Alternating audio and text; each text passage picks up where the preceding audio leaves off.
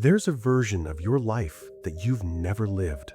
Not because you didn't have the chance, not because the circumstances were against you, but because at some point, probably more than once, you looked at something hard, something uncomfortable, something that required everything you had, and you quietly decided it wasn't worth it. Maybe you told yourself you'd try again tomorrow. Maybe you convinced yourself it just wasn't your thing. Maybe you looked around, saw that most people weren't doing it either, and felt okay about letting it go. And here's the part that's hard to say out loud. Most of us never actually test ourselves. We live inside a very comfortable version of what we think we're capable of. We set limits that were never actually tested. We accept a ceiling that was never actually real. I want to talk about what happens when someone refuses to do that. When someone who had every reason to give up, genuinely, factually, every reason, decided not to, and what they discovered on the other side of that decision. This isn't a story about motivation. Motivation doesn't last. This is about something much colder, much quieter, and much more useful than motivation. Most of us carry a story about ourselves that we built a long time ago. Maybe someone told you that you weren't smart enough. Maybe you failed at something when you were young and decided that failure meant something permanent about you. Maybe you grew up watching people around you struggle, and somewhere along the way you accepted that struggle is just the way things are.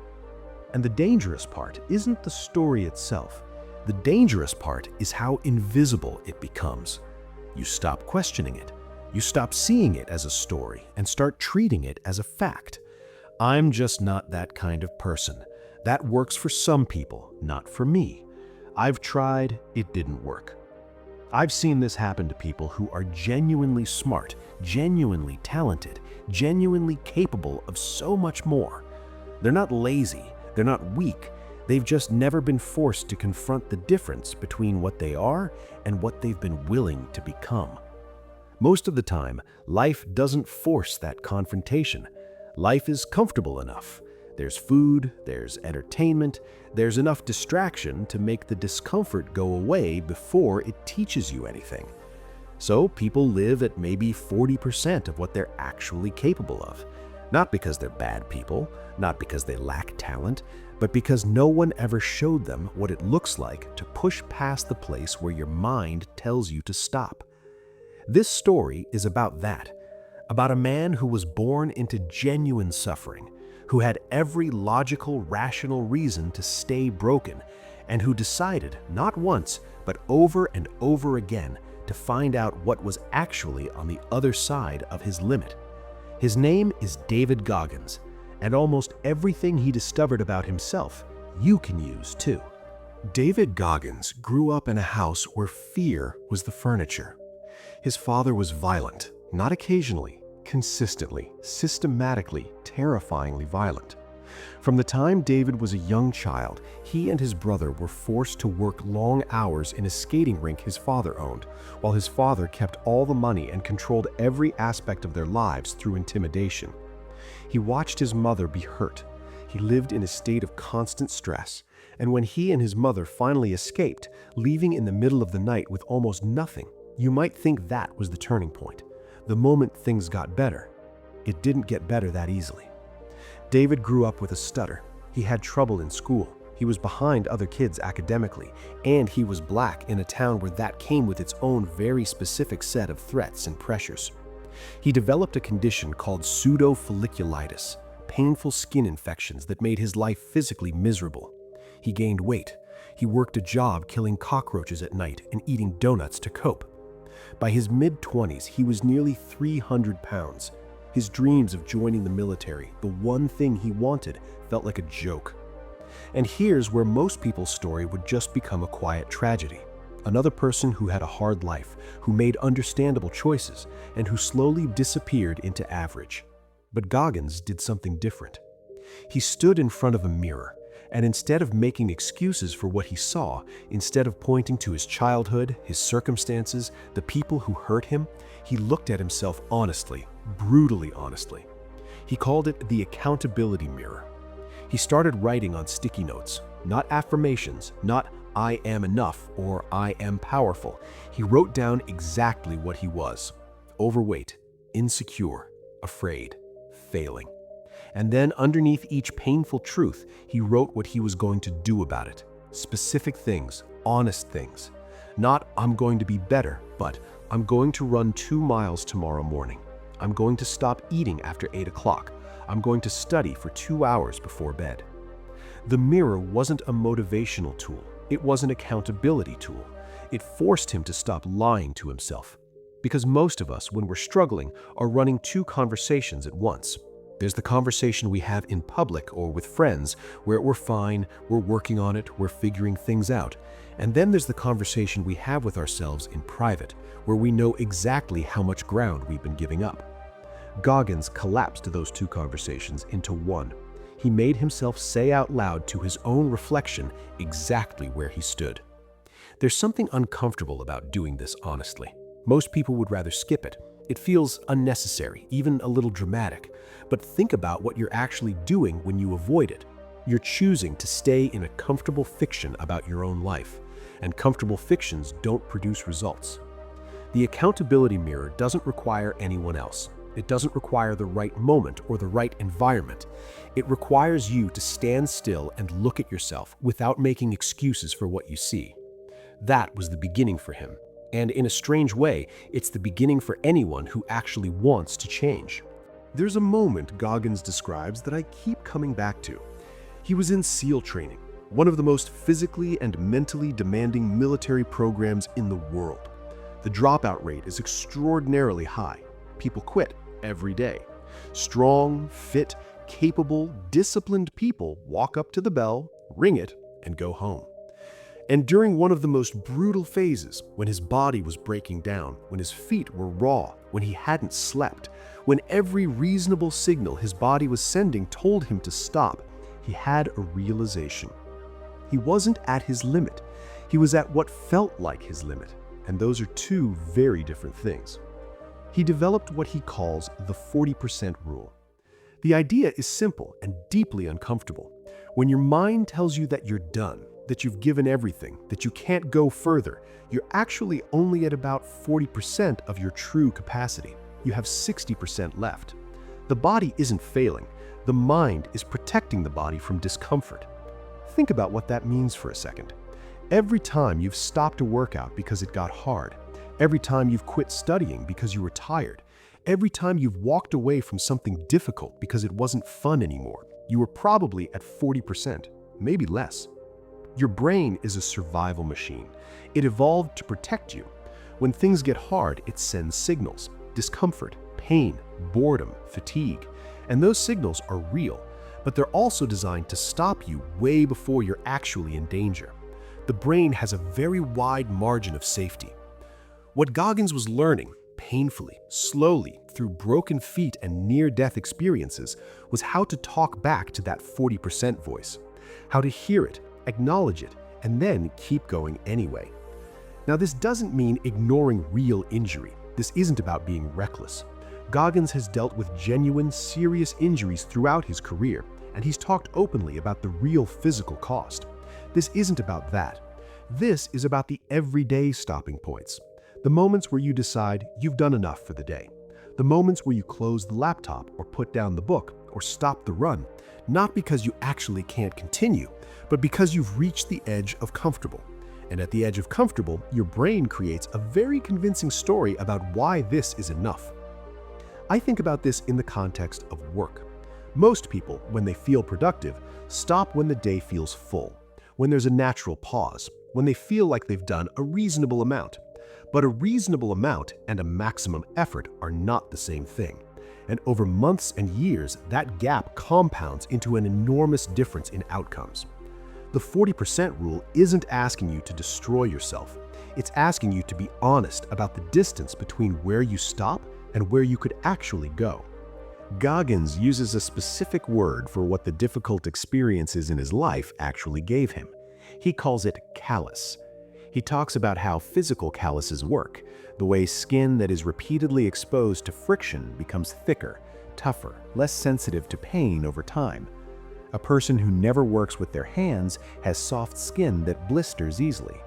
A person who works every day builds calluses that allow them to work through things that would stop others.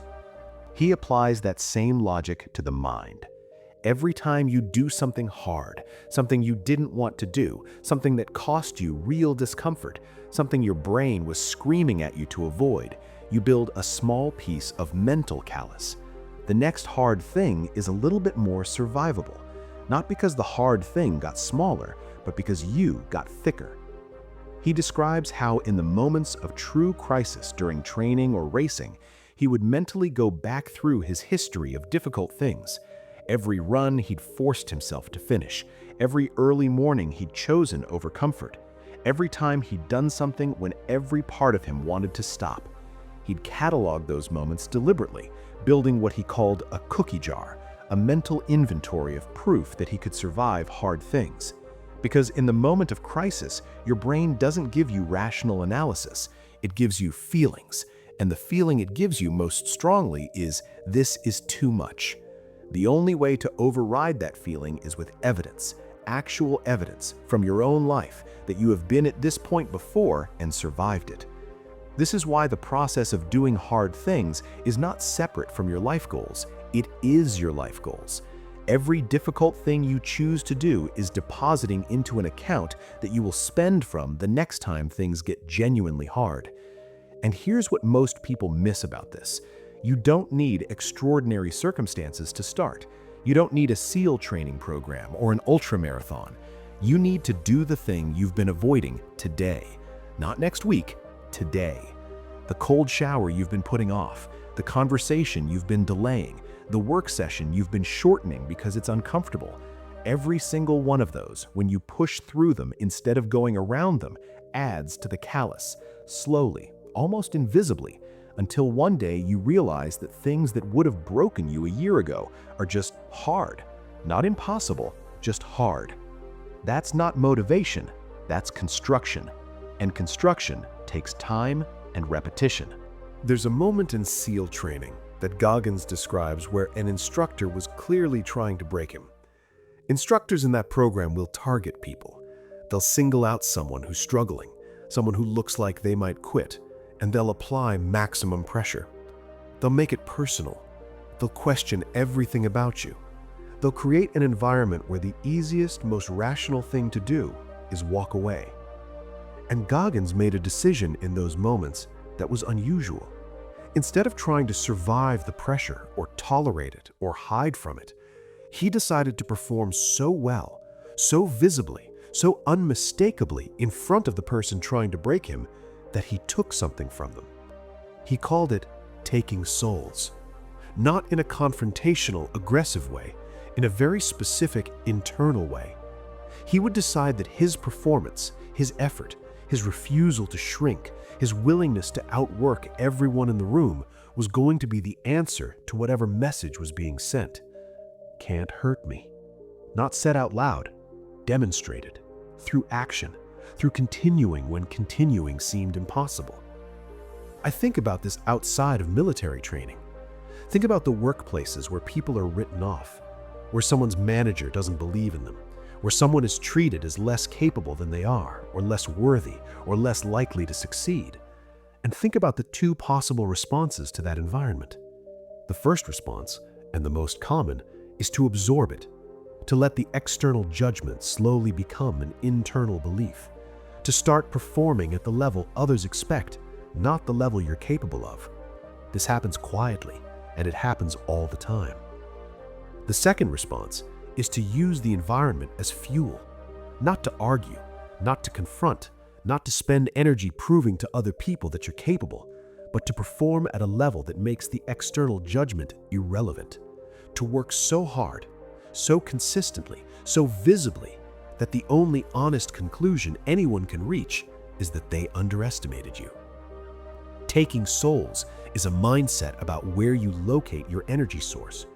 Are you being fueled by external validation, the approval, the recognition, the encouragement of others? Or are you running on something internal, something that doesn't require anyone else to believe in it? Because external fuel runs out, people stop giving encouragement. Circumstances stop being favorable. The recognition doesn't come. And if that's what you're running on, you stop. Internal fuel, the decision to perform at your maximum regardless of what the environment is offering, that doesn't run out in the same way. It's a choice you make, fresh, every day.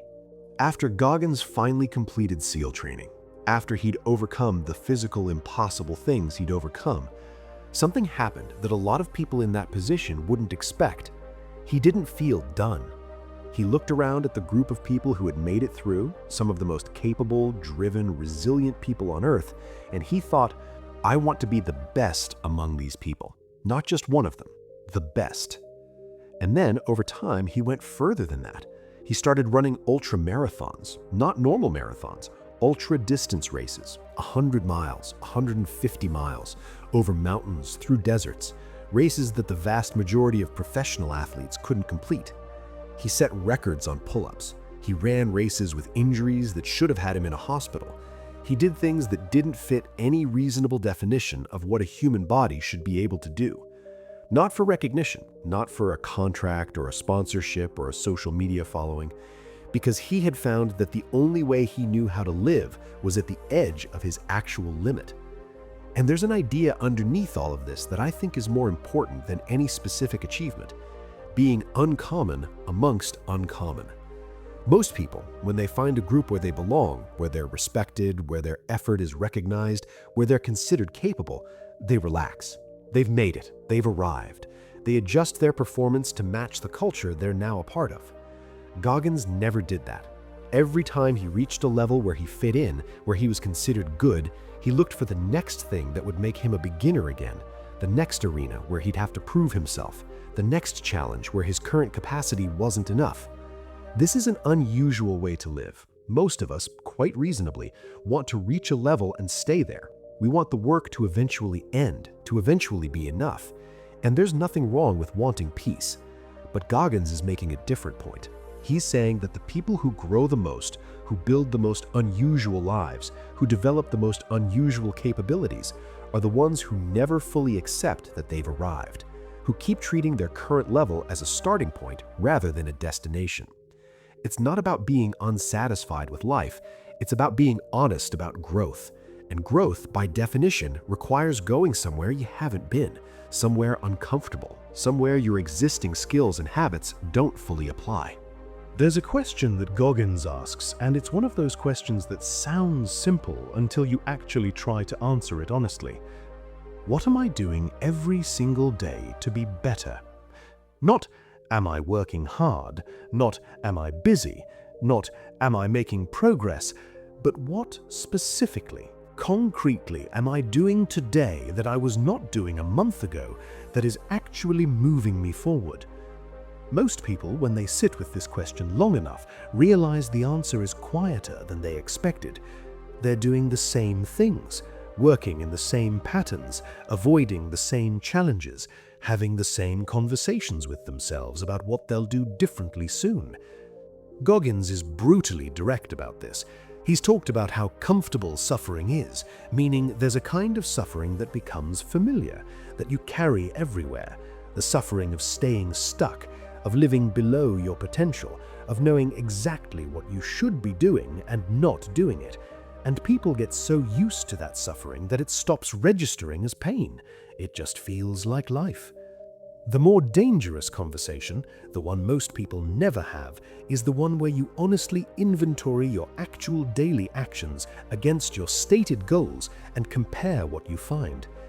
He talks about this as a form of self-examination that most people genuinely cannot do, not because they're not intelligent enough, but because the truth of that examination is too uncomfortable to sit with. If you want a certain life and you're not making consistent daily progress toward it, one of those things has to change. Either the goal adjusts to match your actions, or your actions adjust to match the goal.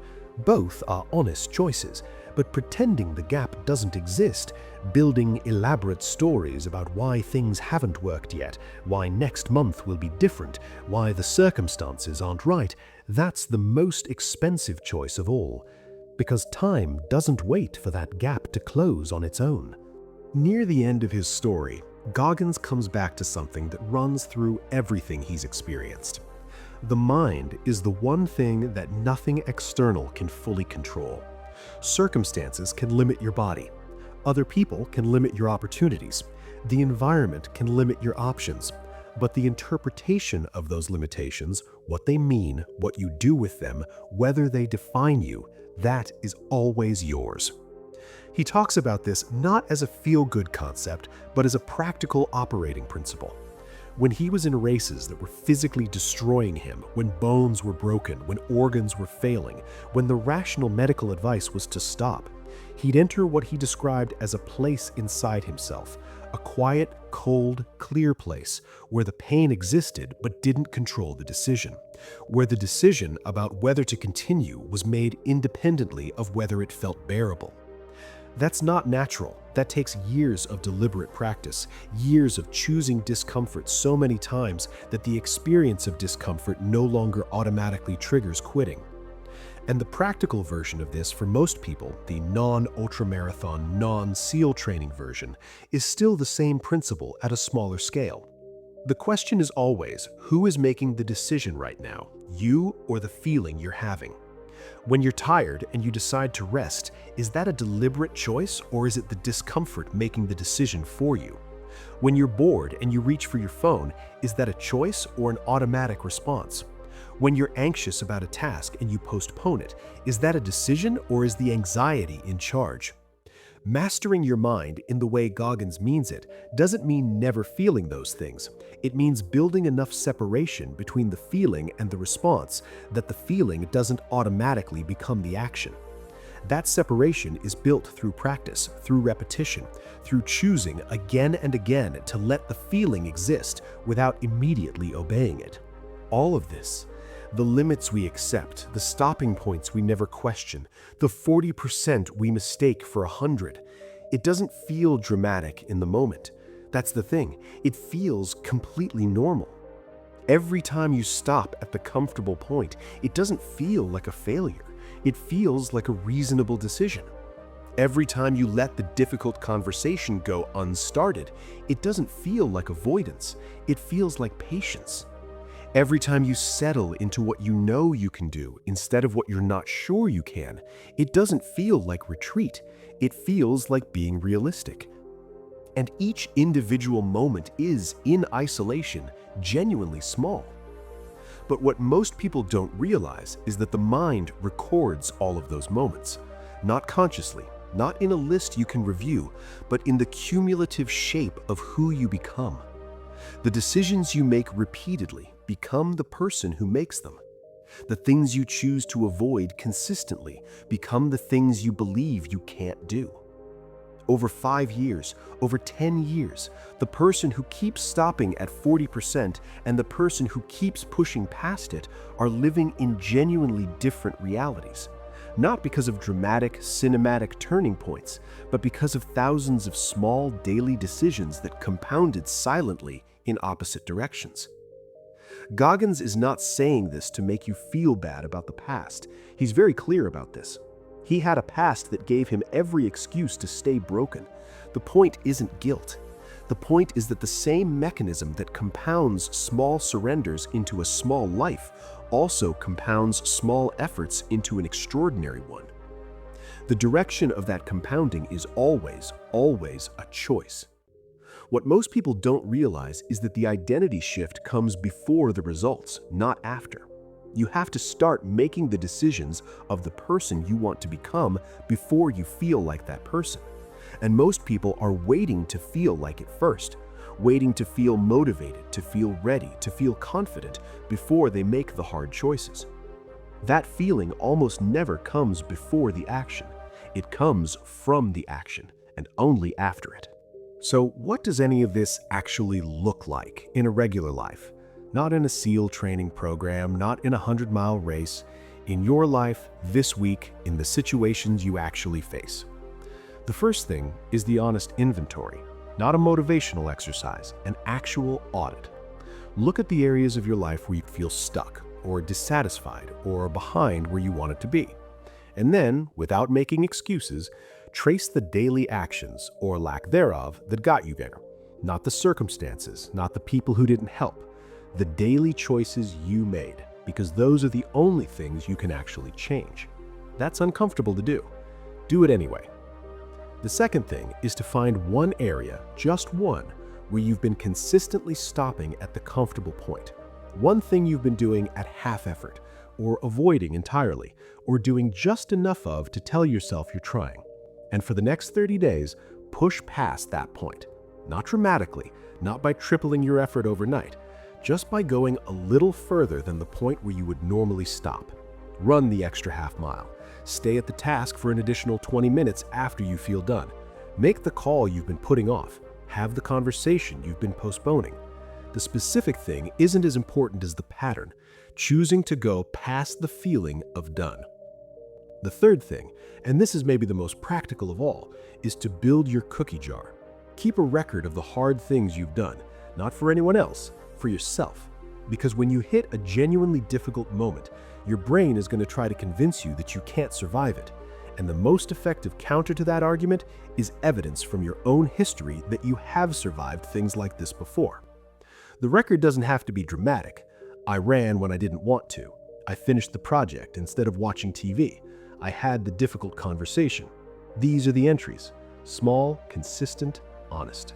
Over time, they build something real. The fourth thing, and I want to say this carefully because it's often misunderstood, is to accept that this process is slow and deeply unsexy. There's no version of this that produces fast results. The people who try to apply this thinking in a sprint, who get motivated by a video or a book and completely overhaul their life for 2 weeks before burning out, they miss the point entirely. This isn't about bursts of effort. It's about a permanent shift in where your default stopping point is. That shift takes months. It takes years. And it happens so gradually that you often can't see it while it's happening. But it happens. That's the unglamorous truth that's worth holding on to. It actually happens. Not for special people, not for people with particular genetics or backgrounds or circumstances, for anyone who keeps making the choice in the small daily moments to go a little further than the voice that says, stop. David Goggins is not a comfortable person to study. He doesn't offer easy answers or gentle reassurances. His story isn't about balance or self-compassion or finding peace with where you are. It's about something colder and more demanding than that. It's about looking at the space between who you are and who you could be, and deciding to live in that space, uncomfortably and consistently, instead of turning away from it. Most of us will never run 100 miles. Most of us will never go through military training. That's not the point, and it never was. The point is the mirror. The point is the 40%. The point is that the version of you that exists at the edge of your real effort, not your comfortable effort, not your minimum effort, but your actual capacity, that version is probably very different from the one you're living as right now. You don't have to do anything dramatic with that. Just sit with it for a while. Let it be real. And then tomorrow, when the moment comes where you would normally stop, take one more step. That's enough to start.